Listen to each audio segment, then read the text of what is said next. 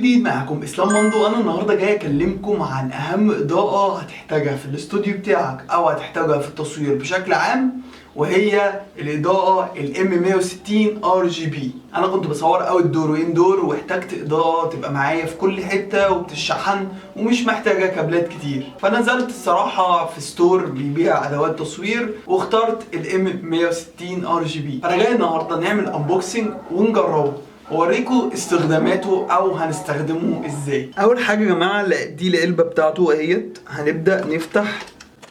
تمام. القطعه دي يا جماعه اللي بتركب على اي حامل او اي ستاند، وده الشاحن بتاع تايب سي، شاحن تايب سي للاضاءه ديت. تمام. وده الكتالوج بتاعنا، مش هنحتاجه يعني، هو بالصيني اصلا. جينا الاضاءه اللي هنعمل لها مراجعه وقد ايه هي شكلها كانه عصري وجديد كده بالتدريجات ديت. التصميم في الاول كده نقدر نقول عليه كويس. حجمه مش كبير ولا صغير، كان فيه اصغر بس انا وكان فيه اكبر بس انا اخترت الحجم دوت. تمام. لو ضغطنا ضغطه مطوله هنا على اخر الزرار على اليمين، الاضاءه نورت معانا. بصوا الشده يا جماعه، بصوا الشده جامده جدا. تمام. تعال نغير الالوان. ده الاخضر، ده الاصفر، ده الاحمر، واللي فات كان برتقاني تقريبا، وده احمر، وده موف، وده ازرق.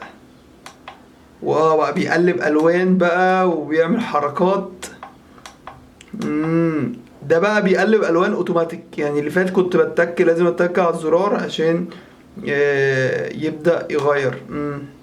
كده بقى بيقلب الوان بس بسرعة، اللي فات كان بيقلب الوان بالراحة. ده كده بدأ يثبت. ففي ورا كمان زرارين كمان، وهي التحكم في شدة الإضاءة، يمين بيعلي وشمال بيوطي. كده انا بدأت اوطي الإضاءة، واكيد انتم ملاحظين كده هبدأ اعلي الإضاءة وانتوا اكيد ده ملاحظين. فلو حبيت تطفيها تك تك مطولة على نفس الزرار هيتطفى. تمام.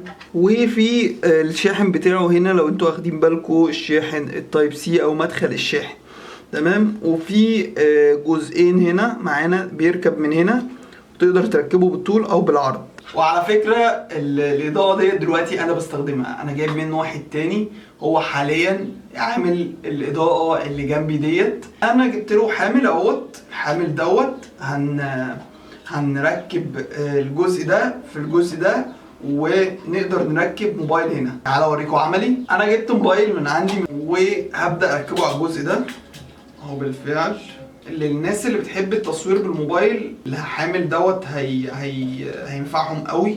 ده شكل الموبايل وهو متركب. ابدا امسكه، اقدر امسكه كده عشان التصوير او كده زي ما انا عايز. تمام. اركب الاضاءه ازاي بقى؟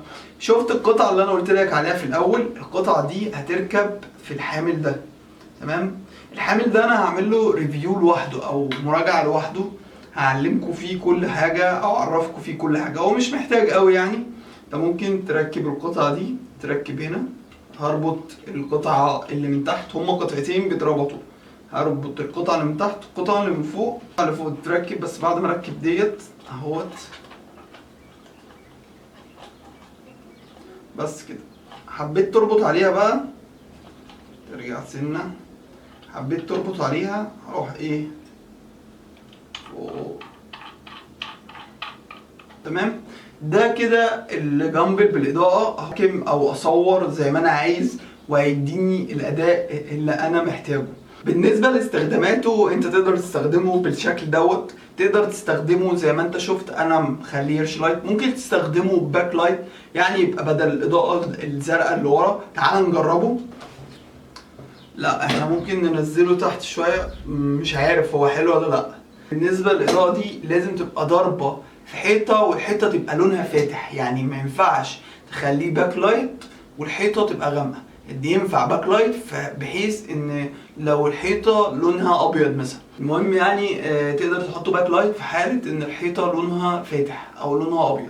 فانا وصلت كده لنهايه الفيديو. اتمنى انك تكون استفدت من الفيديو دوت. لو انت ناوي تجيب اضاءه خلفيه او اضاءه جانبية او اي اضاءة تقدر تستخدمها في التصوير. اتمنى ان اكون فدتك، ودوت مراجعة بسيطة مش مراجعة مفصلة. ولو عندك اي ملاحظة اي استفسار يا ريت تقولي في كومنت تحت. انا وصلت لنهاية الفيديو، احب اختم الفيديو بكلمة لا اله الا الله.